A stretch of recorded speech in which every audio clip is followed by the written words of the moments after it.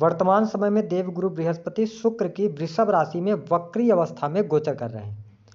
4 फरवरी 2025 तक देवगुरु बृहस्पति वक्री अवस्था में ही रहेंगे, लेकिन उससे पहले 28 नवंबर 2024 को बृहस्पति देव मृगशिरा नक्षत्र से निकलकर चंद्रमा के रोहिणी नक्षत्र में प्रवेश करेंगे और गुरु 10 अप्रैल 2025 तक चंद्रमा के ही नक्षत्र में गोचर करेंगे। तो आइए जानते हैं मिथुन राशि वालों के लिए गुरु का नक्षत्र परिवर्तन कैसा रहेगा।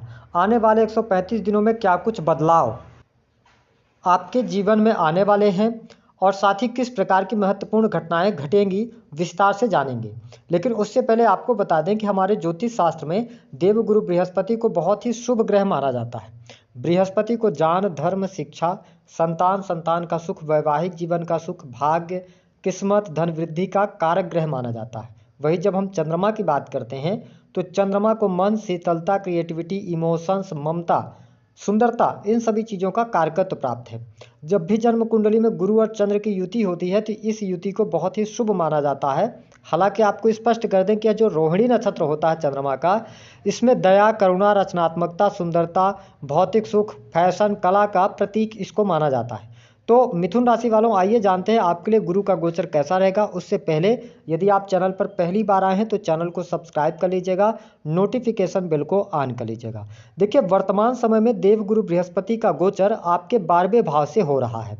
देवगुरु बृहस्पति का 12वें भाव में गोचर करना कहीं ना कहीं से थोड़ी बहुत चुनौतियां आपके लिए अवश्य उत्पन्न कर रहा है। लेकिन जैसे ही देवगुरु बृहस्पति चंद्रमा के नक्षत्र में जाएंगे तो आप देख पाएंगे कि आपकी बहुत सारी समस्याओं का अंत होगा। विशेष तौर पर सप्तम स्थान के मालिक होकर और ये 12th हाउस के अंदर गोचर कर रहे हैं देवगुरु बृहस्पति। ऐसे में दाम्पत्य जीवन में अगर कोई परेशानी थी, कोई वैवाहिक जीवन को लेकर परेशानियां चल रही थी, तो आप देखेंगे वो परेशानियां दूर होंगी। पति पत्नी के बीच में संबंध अच्छे रहने वाले हैं। हाँ, जब ये चंद्रमा के नक्षत्र में जा रहे हैं तो थोड़ा सा इमोशनल और भावुक होने से बचना होगा, क्योंकि अगर आप भावुकता में आकर कोई निर्णय लेंगे, ठीक है, या इमोशनल बॉन्डिंग को आप सही नहीं रखेंगे तो फिर कहीं ना कहीं से स्थितियां विकट हो सकती हैं वैवाहिक जीवन में। तो मैंने क्या कहा कि आप अगर इमोशनल तौर पर मजबूत करते हैं, कोई भी अगर मिसअंडरस्टैंडिंग होती है तो उसको क्लियर करने का प्रयास करते हैं, तो दाम्पत्य जीवन में कोई समस्या दिखाई नहीं देती। हालांकि जब देवगुरु बृहस्पति जा रहे हैं चंद्रमा के नक्षत्र में तो जीवन साथी के स्वास्थ्य का आपको अवश्य ध्यान रखना पड़ेगा। अगर देखा जाए तो यह समय उन लोगों के लिए बहुत ही अच्छा रहेगा जो लोग इंपोर्ट एक्सपोर्ट का बिजनेस करते हैं अथवा विदेश में ऑलरेडी रह रहे हैं। आप मिथुन लग्न या मिथुन राशि के हैं, विदेश में रहकर कोई कार्य व्यवसाय कर रहे हैं, तो अब आप देखेंगे उसमें आपको तेजी देखने को मिलेगी और आपके द्वारा किए गए प्रयासों से आपको लाभ भी प्राप्त होगा। अगर कहीं पर आपका धन रुका हुआ है, फंसा हुआ है, तो उस धन के प्राप्ति के भी योग यहाँ पर बनते हुए नजर आ रहे हैं। अब देखिए, देवगुरु बृहस्पति जब 12वें भाव से गोचर कर रहे हैं और चंद्रमा के नक्षत्र में जा रहे हैं तो इस टाइम फ्रेम के दौरान थोड़ा सा आपको कुछ चीज़ों का ध्यान रखना पड़ेगा। मिथुन राशि वालों, वैसे भी आप बोलने में बहुत माहिर होते हैं, लेकिन होगा क्या कि आपके जो आसपास के लोग रहेंगे ना, वो कहीं ना कहीं से आपको उकसाएंगे खर्चे करने के लिए। तो ध्यान दीजिएगा कि खर्च पर अपने नियंत्रण रखने का प्रयास कीजिएगा, अन्यथा लोग आपसे खर्चे भी करवा लेंगे और आपकी फिर कोई वैल्यू भी नहीं करेंगे। तो इसका आपको नोट करके चलने की आवश्यकता रहेगी। बिजनेस व्यापार में आपको सफलता अवश्य प्राप्त हो रही है, लेकिन शनि की दृष्टि आपके लाभ स्थान पर पड़ रही है। तो थोड़ा सा ये ध्यान रखें कि बिजनेस जो आप कर रहे हैं उसको पेशेंस के साथ में करें, थोड़ा धैर्य बनाकर रखेंगे तो आपके लिए ज़्यादा बेटर यहाँ पर रहने वाला है। अब देखें, देवगुरु बृहस्पति की जो दृष्टि है, पंचम दृष्टि, वो आपके चतुर्थ स्थान पर पड़ रही है। कहने का मतलब यह है कि आंतरिक तौर पे आपको प्रसन्नता महसूस होगी। विशेष तौर पर यदि देखा जाए तो आत्मिक संतुष्टि मिलना, साथ ही आपके घर परिवार में खुशहाली का माहौल भी रहेगा।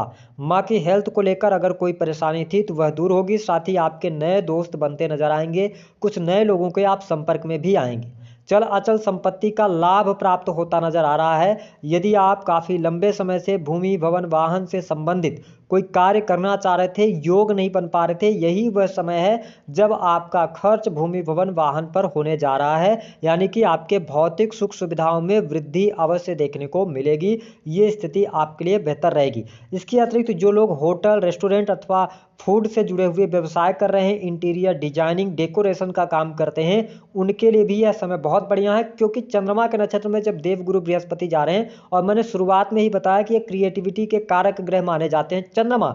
ऐसी स्थिति में आपकी क्रिएटिविटी बढ़ेगी, कुछ नया अपने जीवन में आप ट्राई करने जा रहे हैं, कार्य क्षेत्र में कुछ नई चीज़ें, नई स्किल्स आप सीखने की तरफ आगे बढ़ेंगे। इसके साथ ही देवगुरु बृहस्पति की जो 7वीं दृष्टि है वो आपके 6ठे स्थान पर पड़ रही है। इसका मतलब यह है कि जो लोग नौकरी वगैरह कर रहे हैं तो नौकरी के लिहाज से भी समय अच्छा रहेगा। लेकिन यहाँ पर अगर आप पहले से प्राइवेट सेक्टर के अंदर जॉब में हैं, मिथुन राशि वालों, जैसे ही गुरु चंद्रमा के नक्षत्र में जाएंगे तो कहीं ना कहीं से आप परिवर्तन की तरफ अग्रसर हो सकते हैं, आप सडन कोई चेंज कर सकते हैं या नई नौकरी की तलाश कर सकते हैं। तो आपसे यही निवेदन है कि अभी आप फरवरी 2025 तक कोई परिवर्तन ना करें अपने नौकरी में, जिस नौकरी के साथ में आप चल रहे हैं उसी के साथ आगे बढ़ेंगे तो अच्छा रहेगा। इसके अतिरिक्त जो लोग आर्टिस्ट हैं, आर्ट पेंटिंग कला का कार्य करते हैं या इस फील्ड से जुड़े हुए हैं, उनके लिए अच्छा समय रहेगा, प्राइवेट सेक्टर में भी अच्छी स्थितियां बनेंगी। जो लोग फिनांस के सेक्टर से जुड़े हुए हैं किसी भी प्रकार से, उनके लिए भी लाभकारी समय अवश्य देखने को मिलेगा। सबसे अच्छी बात यह रहने वाली है कि इस समय अवधि के दौरान यदि आप कोई कॉम्पिटिटिव एग्जाम देते हैं, मिथुन लग्न या मिथुन राशि के जो स्टूडेंट हैं, विद्यार्थी हैं, देखिए आपके लिए बहुत अच्छा समय बना हुआ है, क्योंकि शनिदेव मार्गी हो चुके हैं और साथ ही अगर देखा जाए तो 6ठे स्थान पर देवगुरु बृहस्पति की दृष्टि पड़ रही है और आपके 10वें स्थान से राहु का गोचर हो रहा है। तो यह समय बहुत ही परफेक्ट टाइम है आपके लिए कॉम्पिटिटिव एग्जाम के लिए। अगर आप लंबे समय से तैयारी वगैरह कर रहे हैं तो आपको प्रयास जरूर करना चाहिए। विशेष तौर पर एजुकेशन से जुड़ा हुआ फील्ड हो गया, यानी शिक्षा का फील्ड हो गया, लॉ का फील्ड हो गया, किसी भी प्रकार से क्रिएशन IT सेक्टर का काम हो गया, तो इन सेक्टर्स में आप अच्छा प्रदर्शन करने में सफल होंगे। बैंकिंग सेक्टर की जो लोग तैयारी कर रहे हैं उनके लिए भी अच्छा योग यहां पर बनता हुआ नजर आ रहा है, आपको लाभ मिलेगा। भाई सरकारी क्षेत्र से जुड़े जातकों के लिए समय अनुकूल रहेगा, सरकारी क्षेत्र से भी आपको लाभ होगा। अगर पहले से कोई अड़चन, कोई समस्या आपके कार्य क्षेत्र में आ रही थी तो आप उससे बाहर निकलेंगे, सरकारी क्षेत्र में आपका दबदबा भी बनेगा, मान सम्मान की प्राप्ति भी आपके लिए होती नजर आ रही है। इसके अतिरिक्त आपका कम्युनिकेशन जो है ना वो बहुत अच्छा हो जाएगा, बातचीत करने की जो कला होगी आपके अंदर वो बहुत ही शानदार रहेगी। मैंने बताया कि जो लोग सोशल मीडिया में काम करते हैं, ऑनलाइन का कोई भी कार्य करते हैं अथवा ब्लॉगिंग वगैरह, यूट्यूब वीडियोज क्रिएटिंग, इन सभी चीज़ों में बहुत अच्छा बेनिफिट अब आपको मिलने जा रहा है। यहाँ पर परिस्थितियाँ आपके लिए बेहतर रहेंगी। हालांकि लव लाइफ के लिहाज से अगर देखा जाए तो इस समय अवधि के दौरान इमोशनल होकर आपको जो भी आप निर्णय लेंगे कहीं ना कहीं से वो निर्णय आपके गलत हो सकते हैं। तो आप वैसे भी बुध प्रधान राशि के जातक हैं तो प्रैक्टिकल तो होते हैं, लेकिन थोड़ा दिल से सोचने वाले ज़्यादा होते हैं। तो ध्यान रखिएगा इस टाइम फ्रेम के दौरान जब देवगुरु बृहस्पति चंद्रमा के नक्षत्र में जा रहे हैं तो ऐसी स्थिति में आपको इमोशनल होकर कोई निर्णय नहीं लेना है। हालांकि अगर आप पहले से प्रेम संबंधों में, तो प्रेम संबंध के मामलों के लिहाज से समय अच्छा है, कोई नेगेटिव स्थिति आपको देखने को नहीं मिलेगी। जिन लोगों के विवाह से संबंधित बात नहीं बन पा रही है, देखिए आपके लिए अप्रैल का महीना गुड न्यूज लेकर आएगा। उससे पहले अगर विवाह से संबंधित बात अगर अटक रही है तो थोड़ा पेशेंस रखिएगा। जैसे देवगुरु बृहस्पति का ट्रांजिट होगा, जैसे ही आपके लगन से ट्रांजिट करेंगे अप्रैल मिड के बाद, तो फिर आपके लिए विवाह से संबंधित बात बन सकती है, स्थितियां आपके लिए बेहतर हो सकती हैं। इसके साथ जो लोग राजनीतिक क्षेत्र से जुड़े हुए हैं उनके लिए बहुत अच्छा समय है, राजनीतिक क्षेत्र में सफलता मिलेगी, कोई बड़ा उच्च पद आपको प्राप्त हो सकता है। इसके अतिरिक्त अगर आप किसी भी प्रकार से इंटरनेट के कार्य करते हैं, ऑनलाइन का कोई कार्य कर रहे हैं तो भी आपके लिए परिस्थिति बहुत बढ़िया। जो लोग विदेश जाने के लिए ट्राई कर रहे थे, याद रखें यह समय अच्छा है, आप विदेश जाने के लिए प्रयास कर सकते हैं, आपको सफलता मिलेगी। साथ ही धर्म कर्म के प्रति आपकी रुचि भी जागृत होने वाली है, आध्यात्मिकता से भी आप जुड़ने वाले हैं, कहीं ना कहीं से धर्म कर्म के कार्य करेंगे और नो डाउट ये कार्य आपको बेहतरी की तरफ ही लेके जाएंगे। अब देखिए 3 बातें जो मैंने कहा था कि भूल कर भी आपको नहीं करनी है। पहली बात कि ध्यान रखें कि ये समय अगर आप चाहते हैं कि 2025 में आपको बहुत अच्छा बेनिफिट मिले तो आपको कुछ न कुछ अपने जीवन में नया सीखने की आवश्यकता है। कुछ न कुछ सीखते रहिए, अपने काम से रिलेटेड कुछ स्किल्स आप सीखेंगे तो आपके लिए ज़्यादा बेटर रहने वाला है। दूसरी बात क्या है कि भूल कर क्या नहीं करना, जो लोग उच्चतर पदों पर हैं या सरकारी पदों पर हैं तो ध्यान रखें आपके सामने कुछ ऐसी सिचुएशन बन सकती है जहां पे आपको लालच दिया जाएगा, ठीक है। तो लालच में आपको नहीं फंसना, अन्यथा आप कहीं ना कहीं से अपना नुकसान कर बैठेंगे। और जो मैंने बताया सरकारी क्षेत्र बहुत अच्छा रहेगा, उसमें कहीं ना कहीं से आपको दिक्कतों का सामना करना पड़ सकता है।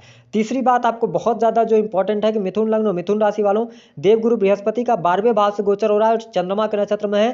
तो अगर आपकी दशाएं खराब चल रही हैं तो मैरिटल लाइफ पर ध्यान दीजिएगा और खुद की हेल्थ का भी ध्यान रखना होगा। हालांकि हेल्थ से रिलेटेड बहुत बड़ी इश्यू आपके नहीं आने वाली है, लेकिन थोड़ा हेल्थ को लेकर अवेयर आप जरूर रहिएगा। यदि आपकी शनि की दशा चल रही है, राहु की दशा में आप चल रहे हैं, ठीक है, या देवगुरु बृहस्पति की दशा में चल रहे हैं तो थोड़ा सावधानी रखिएगा। इसके अतिरिक्त अकल्ट, एस्ट्रोलॉजी, ज्योतिष, तंत्र मंत्र के लिए अगर देखा जाए तो समय अच्छा है। अगर आप मैन्युफैक्चरिंग यूनिट से जुड़कर कोई काम कर रहे हैं, अगर आप मेडिकल लाइन से जुड़े हैं, समय आपके लिए अच्छा रहने वाला है। कोई बहुत ज़्यादा नेगेटिव स्थिति गोचर के आधार पर दिखाई नहीं दे रही है। उपाय क्या करना है? मिथुन लग्न और मिथुन राशि वालों के लिए सबसे अच्छा उपाय ये रहेगा, श्री हरि की आप पूजा कीजिए, अर्चना कीजिए, उनकी उपासना कीजिए। दूसरा एक काम और कर सकते हैं कि देवगुरु बृहस्पति आपके लिए मारक होते हैं, तो आप कोशिश ये करें कि आप बुध को मजबूत करके रखें। इसके लिए आप भगवान गणेश की आराधना करें। बुधवार के दिन आप दुर्वा अर्पित करते रहें, तो आपके लिए सारी चीज़ें बेहतर होती नजर आएंगी। तो दी गई जानकारी पसंद आए तो